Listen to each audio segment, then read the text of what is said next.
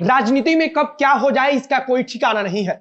चुनाव के वक्त जिस राजद गठबंधन से निकलकर जीतन राम मांझी एनडीए गठबंधन में आए थे, इस समय इसी को लेकर बार बार शंका जाहिर किया जा रहा है कि अब फिर से एक बार जीतन राम मांझी की नजदीकी राजद से बढ़ रही है। कल तक जिस जीतन राम मांझी को भारतीय जनता पार्टी के नेता आईना दिखा रहे थे, उनके एक मुलाकात के बाद उन्हें वरिष्ठ नेता और दलितों का सर्वमान्य नेता बता रहे हैं। यह सब कुछ केवल एक मुलाकात के कारण हो रहा है। कल पूर्व मुख्यमंत्री जीतन राम मांझी से लालू प्रसाद यादव के बड़े बेटे और पूर्व स्वास्थ्य मंत्री तेज प्रताप यादव ने मुलाकात की, जिसके बाद से अचानक राज्य की राजनीति में हलचल बढ़ गई, क्योंकि पिछले कुछ समय से लगातार जीतन राम मांझी को लेकर कयास लगाया जा रहा है। कयास लगाया जा रहा है कि उनकी नजदीकी लालू परिवार से बढ़ रही है। कल तक जीतन राम मांझी को भारतीय जनता पार्टी के नेता कश्मीर, बंगाल और पाकिस्तान का उदाहरण देकर समझा रहे थे, तो आज उन्हें ही सर्वमान्य नेता घोषित कर रहे हैं। आखिर जीतन राम मांझी को क्यों भाजपा नेता पाकिस्तान का उदाहरण दे रहे थे, तो अचानक क्यों वरिष्ठ नेता बताने लगे, उसके बारे में आगे चर्चा करेंगे। नमस्कार, मेरा नाम है मोहित कुमार सिंह और आप देख रहे हैं जनता जंक्शन का विशेष कार्यक्रम एक्सप्लेनर।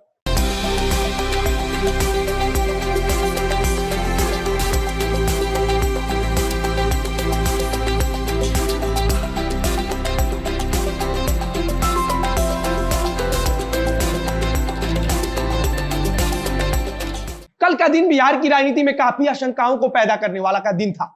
कारण था कि जिस जीतन राम मांझी को लेकर पहले से शंका जाहिर किया जा रहा है कि वह राष्ट्रीय जनता दल और लालू परिवार के साथ अपनी नजदीकी बढ़ा रहे हैं या फिर उनकी नजदीकी बढ़ रही है, उन्होंने एक तरफ से जैसे ही लालू यादव को जन्मदिन की शुभकामनाएं दी, तो दूसरी तरफ से लालू यादव के बड़े बेटे तेज प्रताप यादव उनसे मिलने उनके आवास पर पहुंच गए। तेज प्रताप यादव की मौजूदगी उनके आवास में कहीं ना कहीं भारतीय जनता पार्टी और जनता दल यूनाइटेड के लिए शंका जाहिर करने वाला है। इधर तेज प्रताप यादव ने मुलाकात की, तो उधर भारतीय जनता पार्टी जो कल तक जीतन राम मांझी को नसीहत दे रही थी, वो अचानक जीतन राम मांझी को अपना नेता मानने लगी। पूर्व उप मुख्यमंत्री और राज्यसभा सांसद सुशील मोदी ने बिना समय गंवाए जीतन राम मांझी को लेकर लिखा कि पूर्व मुख्यमंत्री जीतन राम मांझी एनडीए के वरिष्ठ नेता हैं, इसलिए किसी जनप्रतिनिधि की उनसे शिष्टाचार भेंट का राजनीतिक मायने निकालने की जल्दीबाजी नहीं होनी चाहिए। जीतन राम मांझी किसी एक जाति के नहीं, बल्कि बिहार में दलितों के बड़े सर्वमान्य नेता है। आगे सुशील मोदी लिखते हैं कि उन्होंने राजद का कुशासन भी देखा है, उनसे किसी को जबरदस्ती मिलवा देने से कोई फर्क नहीं पड़ता। एनडीए अटूट है, उसकी सरकार अपना कार्यकाल पूरा करेगी, किसी को मुगालते में नहीं रहना चाहिए। सुशील मोदी जी को यह जानकारी कहां से मिली कि तेज प्रताप यादव ने उनसे जबरदस्ती मुलाकात की, इसका तो मुझे नहीं पता, लेकिन सुशील मोदी के इस ट्वीट से भाजपा की बेचैनी साफ तौर पर देखी जा सकती है। पिछले कुछ समय से एनडीए गठबंधन के अंदर एक दूसरे पर हो रहे बयानबाजी को लेकर सुशील मोदी ने लिखा कि एनडीए एक लोकतांत्रिक गठबंधन है, इसलिए जनता से जुड़े विभिन्न मुद्दों पर सभी घटक दलों की राय अलग अलग हो सकती है। ऐसी परिस्थिति में घटक दल को एक दूसरे के विरुद्ध सार्वजनिक बयानबाजी करने के बजाय संगठन के आंतरिक मंच पर अपनी राय रखनी चाहिए। इस समय कोरोना महामारी से सबको मिलकर लड़ना चाहिए, ताकि सरकार और कोरोना योद्धाओं का मनोबल ऊंचा रहे। आगे वे लिखते हैं कि एनडीए के सभी घटक दलों से अपील है कि वे गैर जिम्मेदार बयानबाजी करने के बजाय पीड़ित मानवता की रक्षा करने में अपनी ऊर्जा लगाएं। सुशील मोदी यहां पिछले कुछ समय से लगातार हो रही बयानबाजी को लेकर लिख रहे हैं कि कोई भी पार्टी नेता एक दूसरे के विरोध में सार्वजनिक मंच से कोई बयान ना दे।